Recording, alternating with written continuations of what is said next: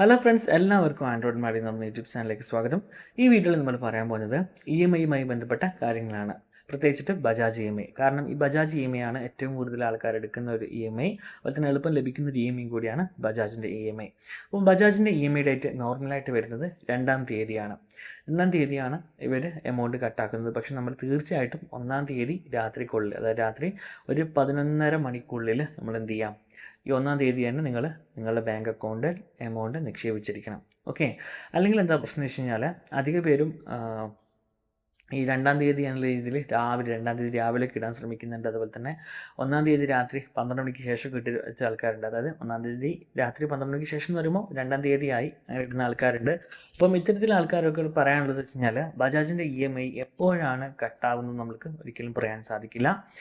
രാത്രി, അതായത് 2-ാം തീയതി രാത്രി 12 മണി മുതൽ 2-ാം തീയതി എപ്പോൾ വേണമെങ്കിലും, രാവിലെ ആയിക്കോട്ടെ, ഉച്ചയ്ക്കായിക്കോട്ടെ, വൈകുന്നേരം ആയിക്കോട്ടെ, ചിലപ്പോൾ രാത്രി ആയിക്കോട്ടെ, നിങ്ങളുടെ എമൗണ്ട് കട്ടാവാൻ ചാൻസ് ഉണ്ട്.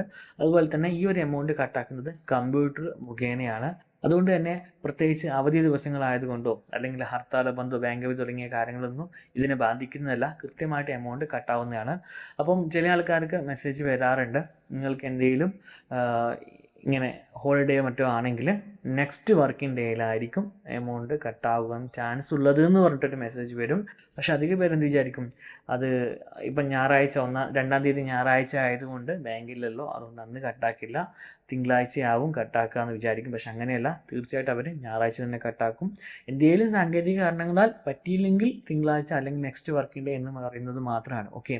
ഇതൊരു ശ്രദ്ധിക്കേണ്ട കാര്യം എന്ന് വെച്ച് കഴിഞ്ഞാൽ ദിവസം ഏത് തന്നെ ആയിക്കോട്ടെ, ബാങ്ക് തുറക്കുന്നുണ്ടോ ബാങ്ക് തുറക്കുന്നില്ലയോ എന്ത് തന്നെ ആയിക്കോട്ടെ, നിങ്ങൾ തീർച്ചയായിട്ടും 1-ാം തീയതി രാത്രി 11:30 മുമ്പേ തന്നെ നിങ്ങൾ എന്ത് ചെയ്യുക, നിങ്ങളുടെ അക്കൗണ്ടിൽ ക്യാഷ് ഇട്ട് വെക്കുക. രണ്ടാമതൊരു കാര്യം പറയാനുള്ളത്, ആ ക്യാഷ് ഇടുന്നതിൽ തന്നെ എന്ത് ചെയ്യണമെന്ന് വെച്ച് കഴിഞ്ഞാൽ നിങ്ങൾ തീർച്ചയായിട്ടും നിങ്ങളുടെ EMI ഇപ്പം 2,500 രൂപയാണെങ്കിൽ ഒരു 500 രൂപ എക്സ്ട്രാ കാണുന്നതാണ് ഏറ്റവും ബെറ്റർ. ഇനി 500 രൂപ ഇല്ലെങ്കിൽ എന്ത് ചെയ്യുക, ജസ്റ്റ് ഒരു 150 രൂപ അല്ലെങ്കിൽ 200 രൂപയെങ്കിലും നിങ്ങളുടെ കയ്യിൽ വെക്കുക. കാരണം നമ്മളെ ബാങ്കിന് ഒരുപാട് ചാർജസ് ഉണ്ട്. ATM ചാർജ്, SMS ചാർജ്, അതുപോലെ തന്നെ ബാക്കിയുള്ള ചാർജുകളൊക്കെ ഉണ്ടാകും. അത് ഏത് സമയത്ത് വേണമെങ്കിലും കട്ട് ചെയ്യുക. ഇത് പറഞ്ഞതുപോലെ തന്നെ കമ്പ്യൂട്ടർ കട്ടാക്കുന്നതുകൊണ്ട് ഏത് സമയത്ത് വേണമെങ്കിലും ബാങ്ക് ചാർജ് കട്ട് ചെയ്യുക. അപ്പോൾ നിങ്ങൾ എന്ത് ചെയ്യാം, ഈ 2,500 രൂപ EMI ഇട്ട് വെച്ച സ്ഥലത്ത് നിന്ന് രാത്രി എന്ത് ചെയ്യുക, ഒരു 50, 100 അല്ലെങ്കിൽ 10, 20, 3 രൂപ, 2 രൂപ ആയിക്കോട്ടെ, അതിൽ നിന്ന് കുറഞ്ഞു കഴിഞ്ഞാൽ എന്ത് ചെയ്യാൻ വേണ്ടി പറ്റില്ല, EMI കട്ടാവാൻ സാധിക്കില്ല. അപ്പോൾ 500 രൂപയുടെ ബജാജിൻ്റെ പിഴയും ബാങ്കിൻ്റെ വേറൊരു പിഴയും നിങ്ങൾക്ക് കൊടുക്കേണ്ടി വരും. ഇത് ഞാൻ പറയാൻ കാരണം വെച്ച് കഴിഞ്ഞാൽ, വീണ്ടും ഈ വീഡിയോ ചെയ്യാൻ കാരണം വെച്ച് കഴിഞ്ഞാൽ എനിക്ക് അത്രയും കമൻറ്റ് വന്നുകൊണ്ടാണ് ചെയ്യുന്നത്. അപ്പം എൻ്റെ ഒരു സബ്സ്ക്രൈബ് അല്ലെങ്കിൽ എൻ്റെ ഒരു വ്യൂവർ ഇതിൽ കമൻറ്റ് ചെയ്തിട്ടുണ്ട്, 3 രൂപയുടെ റിഫറൻസ് വന്നു, അതപ്പോൾ തന്നെ അദ്ദേഹം എന്ത് ചെയ്തു, ഇടുകയും ചെയ്തു. എന്നിട്ടും എന്താ പറയുക, കട്ടായിപ്പോയി, അല്ലെങ്കിൽ ബൗൺസ് ആയിപ്പോയി എന്നാണ് പറയുന്നത്. അപ്പോൾ നിങ്ങൾ ശ്രദ്ധിക്കേണ്ട കാര്യം, നിങ്ങളിൽ അത്യാവശ്യം ക്യാഷ് ഉള്ള ഒരാളാണെങ്കിൽ തീർച്ചയായിട്ടും ഒരു 500 രൂപയെങ്കിലും നിങ്ങൾ എക്സ്ട്രാ കരുതുക. അതായത് ജസ്റ്റ് ഒന്ന് ഇട്ട് വെക്കുക. ഓക്കെ. പിടിക്കുന്നല്ല പറഞ്ഞത്, എന്തെങ്കിലും കാരണവശാൽ ഒരു 100, 150, 200 ബാങ്ക് പിടിച്ചാൽ പോലും EMI കട്ടാവാനുള്ള തുക കൂടി നിങ്ങൾ എന്തായാലും നിങ്ങളിൽ കരുതുക. രണ്ടാമത് പറയുന്ന ഒരു കാര്യം വെച്ച് കഴിഞ്ഞാൽ, നിങ്ങൾ അഡ്വാൻസ്ഡ് പേയ്മെൻറ്റ് ചെയ്യുകയാണെങ്കിൽ, അതായത് നിങ്ങളുടെ കയ്യിൽ പൈസ ബാങ്കിലുണ്ട്, എന്തെങ്കിലും കാരണവശാൽ നിങ്ങളിൽ നിന്ന് പൈസ തീർന്നു പോകും, 2-ാം തീയതി വരെ വെക്കാൻ നിങ്ങൾക്ക് സാധിക്കില്ല, ടെൻഷൻ ഉണ്ടെങ്കിൽ നിങ്ങൾക്ക് എന്ത് ചെയ്യാം, അഡ്വാൻസ് പേയ്മെൻറ്റ് ചെയ്യാം. അങ്ങനെ ചെയ്യുന്നത് തീർച്ചയായിട്ടും 24-ാം തീയതിക്ക് മുന്നായിട്ട് ചെയ്യാം. അതല്ലാതെ 2-ാം തീയതിയിലെ പേയ്മെൻറ്റ് നിങ്ങൾ 1-ാം തീയതി ചെയ്ത് കഴിഞ്ഞാൽ എന്ത് ചെയ്യും, 2-ാം തീയതി വീണ്ടും നിങ്ങളിൽ നിന്ന് പൈസ കട്ടാവും. ഒരുപാട് കമൻറ്റ് എനിക്കങ്ങനെ വരുന്നുണ്ട്, ഞാൻ അഡ്വാൻസ് പേയ്മെൻറ്റ് ചെയ്തതാണ് എന്നിട്ടും എൻ്റെ കയ്യിൽ നിന്ന് പൈസ കട്ടായി, എന്ത് ചെയ്യുന്നുള്ളത്. അങ്ങനെ പൈസ കട്ടായിട്ടുണ്ടെങ്കിൽ നിങ്ങൾ ബജാജ് ഫിൻസർവിൻ്റെ സ്റ്റാഫിനെ കോൺടാക്ട് ചെയ്യുക, അല്ലെങ്കിൽ ബജാജ് ഫിൻസർവ് ഓഫീസുമായി ബന്ധപ്പെട്ടിട്ട് എന്ത് ചെയ്യുക, അവരോട് പറഞ്ഞു കഴിഞ്ഞാൽ ഒരു പക്ഷേ ആ ഒരു മണി നിങ്ങൾക്ക് റീഫണ്ടല്ല, നിങ്ങൾക്ക് നെക്സ്റ്റ് മന്തിലേക്ക് മാറ്റി വെക്കാൻ സാധിക്കുന്നതാണ്. ഒരു പക്ഷേ റീഫണ്ടും കിട്ടാൻ ചാൻസ് ഉണ്ട്. ഓക്കെ. അപ്പോൾ നിങ്ങൾ ഇങ്ങനെ അഡ്വാൻസ് പേയ്മെൻറ്റ് ചെയ്യുകയാണെങ്കിൽ നിർബന്ധമായിട്ടും, അധിക പേരും ഇങ്ങനെ അഡ്വാൻസ് പേയ്മെൻറ്റ് ചെയ്ത് കുടുങ്ങിയ ആൾക്കാരായിരിക്കും ഒരു പക്ഷേ ഈ വീഡിയോ കാണുന്നത്. അപ്പോൾ നിങ്ങളങ്ങനെ അഡ്വാൻസ് പേയ്മെൻറ്റ് ചെയ്യുകയാണെങ്കിൽ തീർച്ചയായിട്ടും 24-ാം തീയതിക്ക് മുന്നായിട്ട് ചെയ്യുക, അല്ലെങ്കിൽ 2-ാം തീയതിക്ക് ശേഷം ചെയ്യുക. അതല്ലാതെ ചെയ്യുകയാണെങ്കിൽ എന്തുണ്ട്, ഈ ഒരു പറയുന്ന ബുദ്ധിമുട്ട് നിങ്ങൾക്ക് അനുഭവിക്കേണ്ടി വരും. 1-ാം തീയതി തന്നെ 2-ാം തീയതിയിലെ പേയ്മെൻറ്റ് അഡ്വാൻസ് ചെയ്തു, 2-ാം തീയതി വീണ്ടും പൈസ കട്ടായി, ഇനി പൈസ കട്ടായില്ല എന്ന് വിചാരിക്കും, നിങ്ങളുടെ അക്കൗണ്ടിൽ പൈസ ഇല്ലെങ്കിൽ ബൗൺസ് എന്ന് പറഞ്ഞിട്ട് ഇങ്ങനെ മെസ്സേജ് വരും, എന്നിട്ട് ഫൈനൊക്കെ അടക്കേണ്ടി വരും. കാരണം എന്ന് വെച്ച് കഴിഞ്ഞാൽ 24-ാം തീയതിക്ക് ഈ പറയുന്ന ബജാജ് ഫിൻസർവ് അവരുടെ ലിസ്റ്റ് NICH കൊടുക്കും. ഇത്ര ആൾക്കാരിന് ഇത്ര ഈടാക്കാൻ തുടങ്ങിയിട്ടുള്ള കാര്യങ്ങൾ. അത് കിട്ടിക്കഴിഞ്ഞാൽ പിന്നെ ബാക്കി ചെയ്യുന്നത് NICH ആണ്.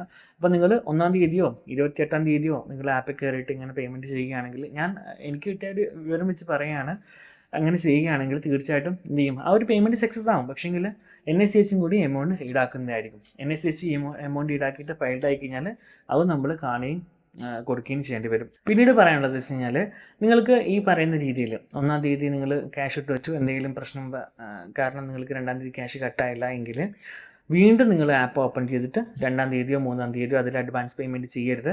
കാരണം അതിൽ തന്നെ ഈ പറയുന്ന ഒരു ഫൈൻ അടക്കം ഒരു 700 രൂപ എക്സ്ട്രാ വരുന്ന രീതിയിൽ ഇട്ട് വെക്കുക. ബാങ്ക് തന്നെ ഓട്ടോമാറ്റിക്കായിട്ട് കട്ടാക്കും. നേരെ മറിച്ച് 2-ാം തീയതി ഫൈൽഡായി, നിങ്ങൾ 2-ാം തീയതി പൈസ ബാങ്കിലിട്ടിട്ട് ആപ്പിൽ കയറിയിട്ട് പേയ്മെൻറ്റ് ചെയ്യുകയാണെങ്കിൽ വീണ്ടും ഈ പറഞ്ഞ ഇഷ്യൂസൊക്കെ ഉണ്ടാകും. അപ്പോൾ ഒരു തവണ നിങ്ങൾക്ക് ബൗൺസ് ആയി കഴിഞ്ഞാൽ ഏറ്റവും നല്ലതെന്ന് പറയുന്നത് ആ ബൗൺസ് ആയിരിക്കുന്ന EMI പ്ലസ് ഫൈന് പ്ലസ് കുറച്ച് രൂപ എക്സ്ട്രാ നിങ്ങളെ അക്കൗണ്ടിൽ ഇട്ട് വെച്ച് കഴിഞ്ഞാൽ ഓട്ടോമാറ്റിക്കായിട്ട് ഈ പറയുന്ന ബാങ്ക് തന്നെ അത് കട്ടായിക്കോളും. അതല്ലാതെ നിങ്ങൾ അഡ്വാൻസ് പേയ്മെൻറ്റ് ചെയ്യുകയാണെങ്കിൽ വീണ്ടും, അതായത് നമ്മൾ നോർമലി ഒരു EMI ബൗൺസ് ആയി കഴിഞ്ഞാൽ ഒരു മാസം 3 തവണ വീണ്ടും അവരെന്ത് ചെയ്യും, ഈ ഒരു പറയുന്ന എമൗണ്ട് കട്ടാക്കാൻ വേണ്ടി ശ്രമിക്കും. ഇപ്പോൾ 2-ാം തീയതി ചെയ്തു, എമൗണ്ട് കട്ടായിട്ടില്ല, ബൗൺസായി, വീണ്ടും ഒരു 3-4 ട്രൈ ചെയ്യും, അല്ലെങ്കിൽ 5 ട്രൈ ചെയ്യും. അത് കഴിഞ്ഞിട്ട് നടന്നില്ലെങ്കിൽ 3-ാമത്തെ ട്രൈ ഒരു 7, 8, 9 ദിവസങ്ങളിലായിട്ട് അവർ ട്രൈ ചെയ്യും. അങ്ങനെ 3 വട്ടമാണ് ഒരു മാസം ഇവരിങ്ങനെ എമൗണ്ട് കട്ടാക്കാൻ വേണ്ടി ശ്രമിക്കുക.